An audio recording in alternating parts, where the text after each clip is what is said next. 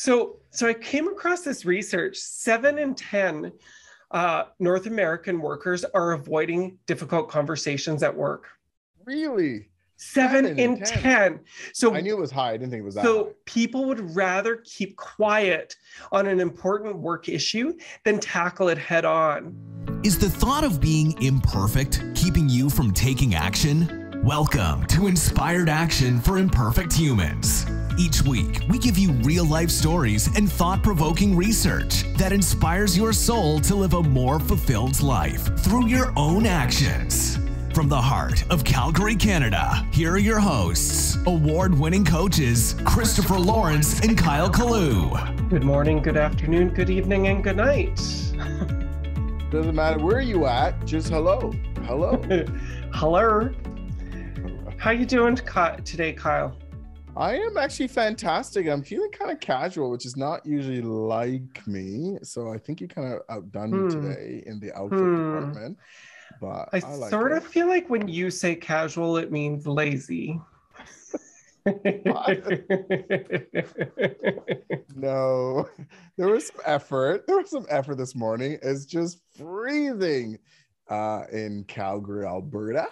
And so I felt like I needed something warm. Unlike you, I don't have anyone that keeps me warm at night, right? So I just kind of have to do that myself. So, Kyle, I have been married for long enough that no longer applies to me.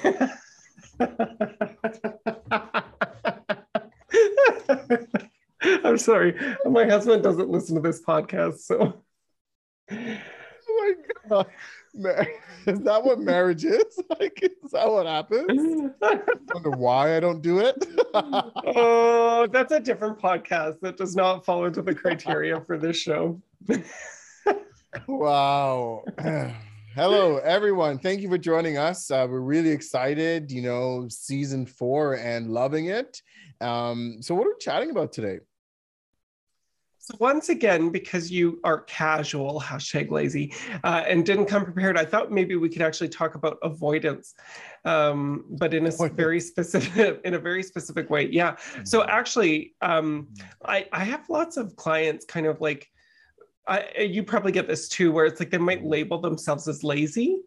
Almost like a diagnosis. I don't really believe in lazy, though. I think lazy means avoidance, and avoidance is usually about avoiding something that causes pain.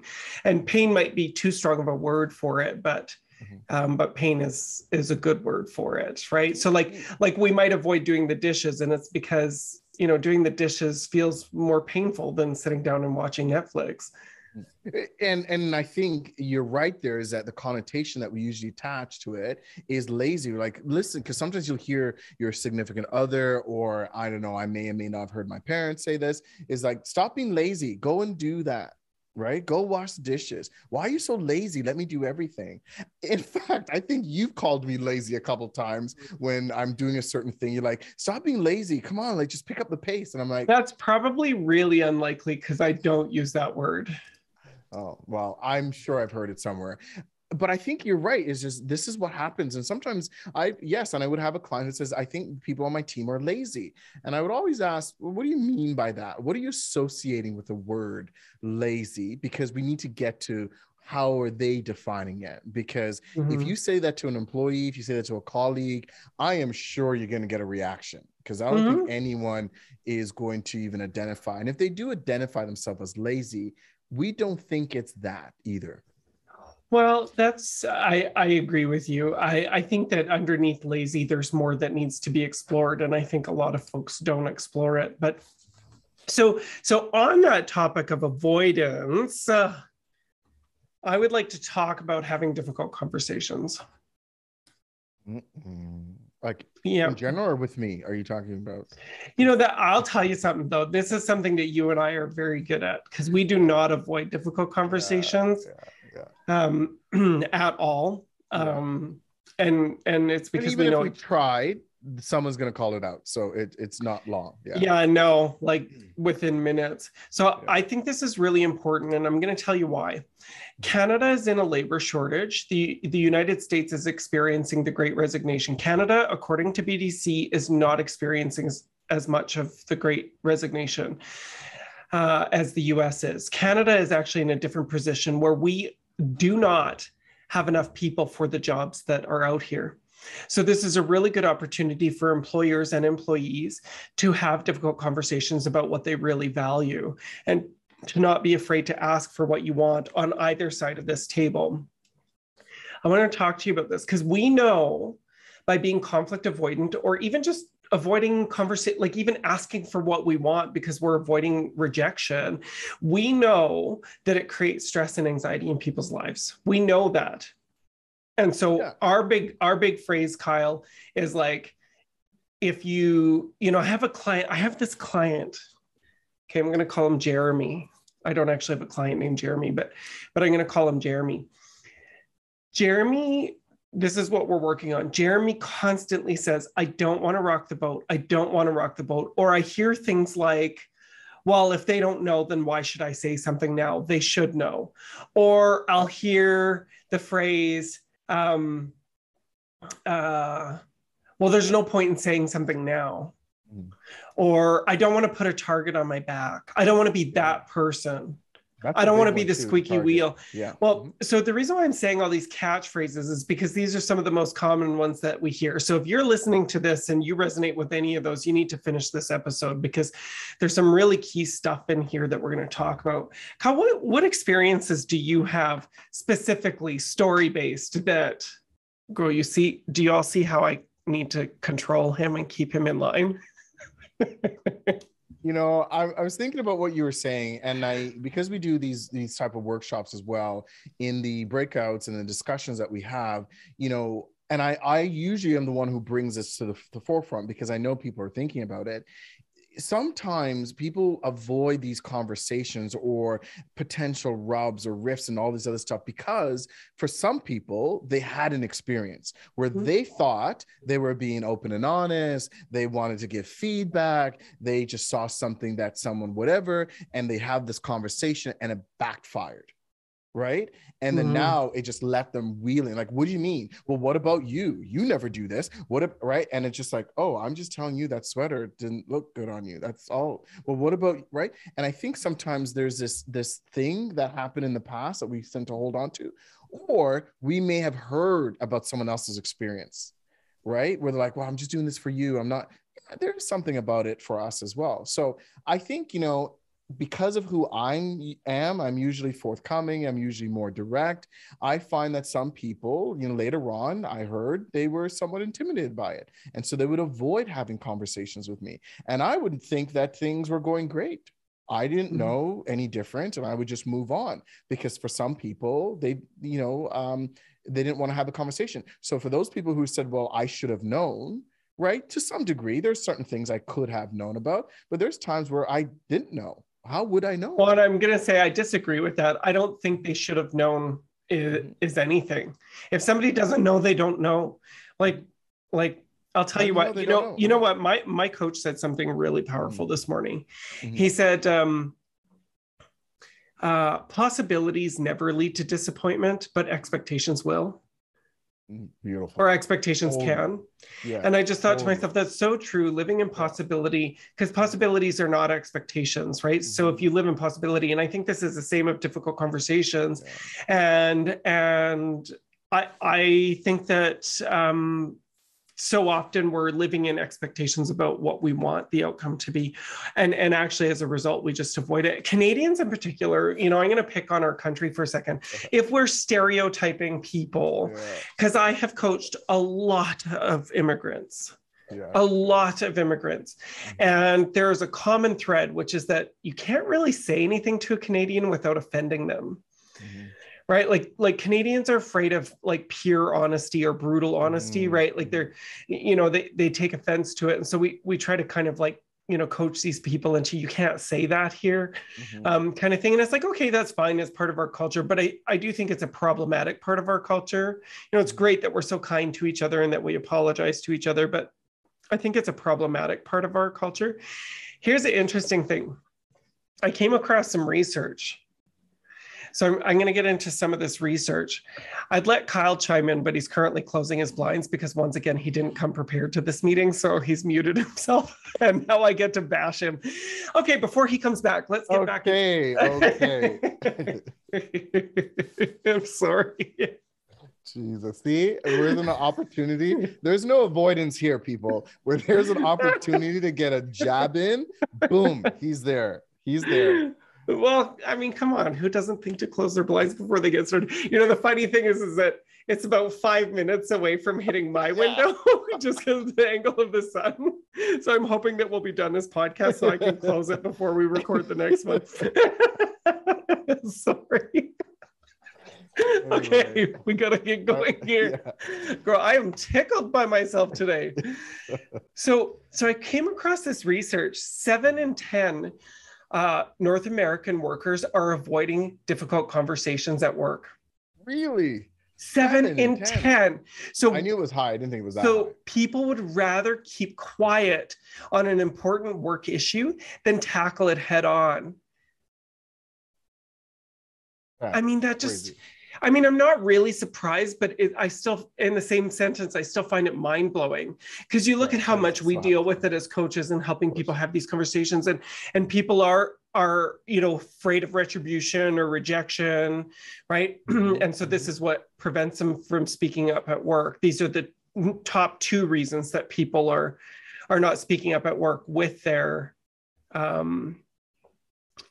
employees, or sorry, with their leaders, right? And so it's really interesting to me because rejection, by the way, there's a great book. We are not getting paid to do this. It's just a book that I read that was absolutely life-changing in this regard. It's called Rejection Proof by Jia Jiang, Jia space Jiang. Jia Jiang, book called Rejection Proof. He also has a TED Talk. Everybody needs to watch this if you're afraid of rejection. I can tell you, I have clients right now that are actually asking for what they want and they're getting it. And I think as we step into this labor shortage that Canada is going to have for a number of years, if something doesn't intervene, and even these interventions are going to take too long to put into place, as that happens, it's going to be really important for people to learn to have difficult conversations because you're going to need to set boundaries because you're going to be overworked and you're going to think that money's going to solve the problem. And yeah, I think that you should take advantage of this and ask for more money. I think that corporations have had the advantage for a number of years. You know, it's like due to economic downturn, they didn't give bonuses due to, any reason due not to give it. I look at some of the companies of clients we coach and those in our families, and it's like their companies will have their very best quarter. They have their very best quarter, or a record-breaking year. Yeah. And they're like, well, due to COVID, no bonuses, no raises. And I'm like, that's bullshit. And so fine, they're doing what they're going to do. That's the nature of business. Keep the shareholder happy, keep the board happy, let the CEO get their bonus. But now we're coming into a time in Canada where people are going to have the opportunity. So sure, go check the money box, but don't just make it about money. You need to be focused on life and lifestyle because money comes and goes. And as because job shortages create inflation, because people do get paid more. And so what's going to end up happening is that all that extra money you're going to make isn't going to equal to a whole lot more in your pocket or savings account at the end of the day. So my suggestion is, okay, go check that box, but then focus on the other aspects of your lifestyle. So this is the reason why I wanted to get into this today.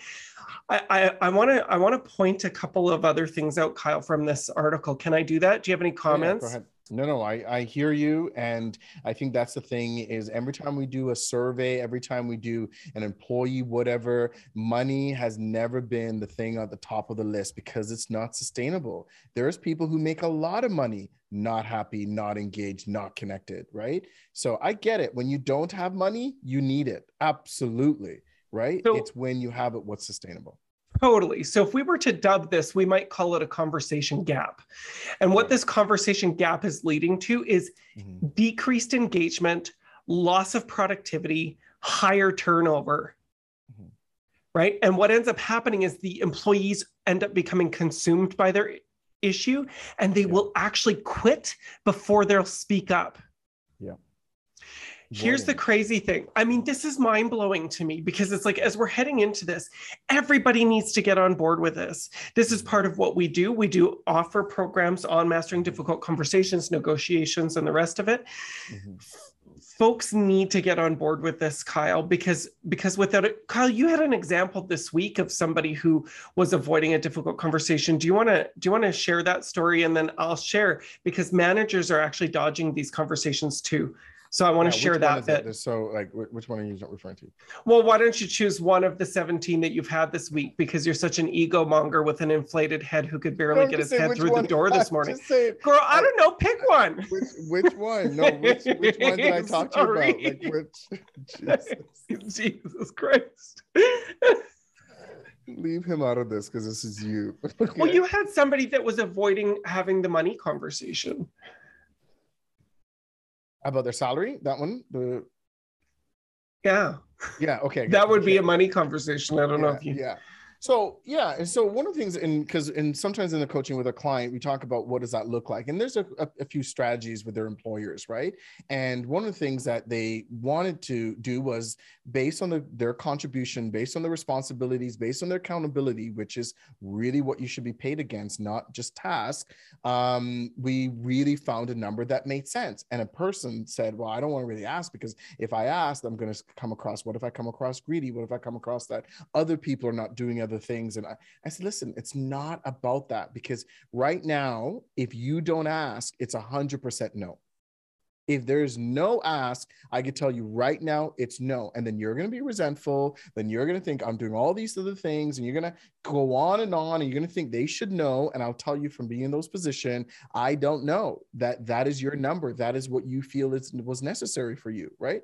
And so we structured a conversation on how to be effective about asking it, but it's really about getting through the stories we sometimes tell ourselves in this process. And sure enough, through some work and through some strategies and tactics that we worked on, the person finally had the conversation. And I found out yesterday afternoon, they got it. What did they get? They got a salary of $110K. From 75K. So that was a massive amount, but they were able, and again, and the person, their employer was actually even saying to them, yeah, we needed to do this, and and they were kind of feeling it, like they were giving them, it wasn't, yeah, we did that for you, like, yeah, but they really said, I really appreciate the things you said, and I see those additional value, and we really want you to be in the organization, because that's what's up there. Employees want to feel valued. And employers want to value their employees, but sometimes they don't know. And if you're not asking, you're not getting an opportunity to have that conversation of the other side of progress. And we find every time there's a conflict, I'm shocked if I hear it differently, but there's usually progress on the other side. Well, yeah, I mean, it's interesting, right? So actually what they're finding is that managers are dodging the conversations as well. And that's across all industries, all company sizes, all kinds of managers, is that they're actually, they actually know that sometimes a difficult conversation is going to happen, and they admit to avoiding it. Really? They admit to avoiding it. Here's who it's affecting highly. Certainly it's affecting minority groups, so that they've identified POC, as well as women, but specifically LGBTQ plus community were more likely to struggle, with 80% of that group reporting difficulties in this area, stating that they could not show up as them full selves at work, because it is a different language, it is a different culture. Yeah, before you continue about showing up, can you show up in this video, because I can't see you right now with the sun? The sun, I mean, I just want the sun creeped around and now I have to close my blind. I'm just saying, I just want to know if you were prepared for this visual. Girl, because it's not my fault that my personality just radiates angelic. If you manage to get on our YouTube channel, my whole face is white. If you're watching this on YouTube right now, you should see him. He's dodging the sun. He's like trying to find the little angle where there's no sun and it's just in between, and he's talking and he's navigating. And so now it's my turn to say, listen, look at this guy. He wasn't prepared. He was so quick with judgment, right? And now this. Go do the other one. Oh my God, guys, you should see this. Shut up. He did one, came back, and he's like, damn, I still can't see myself. And then he had to go close the other one.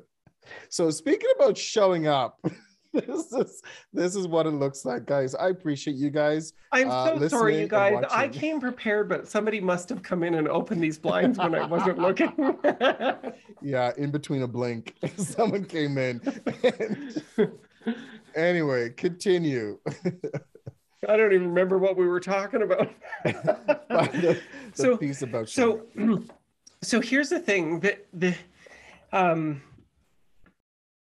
what they found, even in small business and startups, 70% of people working in these organizations, in startups, and 78% of those at companies with more than 10,000 employees said that they were avoiding tough conversations, compared with around 60% of people at medium-sized companies. So there's something about the medium-sized companies, that's a statistical significance, 17 to 18% difference. I think part of it, some people say it's lack of access to HR. This is what they're assuming. I actually think it's a different reason. I think it's because we are trying to keep, it's like, well, don't take it personally. It's all business, right. Stick to the facts, blah, blah, blah. And I agree, stick to the facts, that kind of thing. But if you don't recognize that it is an emotional human experience, then you will never have. People need to feel safe that they can have conversations with you, which means that you have to lead that way. You have to say things like, I'm feeling a little bit vulnerable right now. And here's why, because I have to have a difficult conversation with you, right? What that does is it opens up the door. You cannot avoid the feeling part of it. The whole stick to facts, and it's interesting because in some of the research, they're talking about HR. Less than 20% of people said they would go to HR. The truth is that HR is not actually trained for this reason. HR serves a different purpose. Think of HR as more like human capital, right? That's what it is. HR is not intended to be there for coaching. People get into HR thinking that they're going to validate their own, their own perspective. Or getting in between it all, right? They think that's an HR thing, because leaders are sometimes not having the conversation because they think HR has to have the conversation. And HR is like, it's your team. You're leading them. You're the leader. Why are we getting involved, right? So what can people do this? So we hear the problem. We know the problem. We know people avoiding. We know people at all levels, all generation, all organization. There's avoidance. The numbers might be a little bit different depending on how the size of your organization. But for whatever reason, it's not happening. We know as coaches why it needs to happen, and which is why we work with the clients that we work with, or when we're invited into organizations to help their teams deliver it. Because we get it. Some leaders are not equipped, right? And that's why we come in and to help and them do that. And also that individual independent source, because the feedback we usually get is because you guys are not a part of the organization, they tend to trust a little bit more, or we get a little bit more latitude in the conversation about able to help them through it, right? So what can people do? Well, I think that there's a formula that we could talk about here, Kyle. And I think what we'll do is we're going to two-part this episode again. So what I'd like to encourage people to do is stay tuned. Next week, we're going to pick this up again. In the short term, what I want folks to think about is consider viewpoints beyond your own, right? And plan for your desired outcome. Plan for your desired outcome. We don't enter any project or goal or professional or personal without saying, this is the desired outcome. Why do we enter conversations without that? When you define your desired outcome as a win-win, you walk in, that's then how you have the conversation. But we need to continue this conversation on our next episode, because I think that the problem is more global and systemic. Organizations are doing this. They're trying to teach people, but they're not creating cultures of accountability, and they're not addressing the real issue, which is the fear that people have around rejection and a punitive environment. So that's where we're going to pick up next week. Great. So guys, stay tuned. And remember, if you're not following us on our social medias, you definitely want to do that. With the show notes, we have additional information in there as well. Share, subscribe, and like this. We really want, our goal in 2022 is to really hit that 10,000 download mark. We're a few away from that. We're about 3,000 or something right now. We only have to get 9,996 more downloads, Kyle. Brilliant. All right. So make sure you are sharing this and let us know if this is helping, because we promise this year to go even deeper, which is why we want to continue the conversation. We'll see you soon.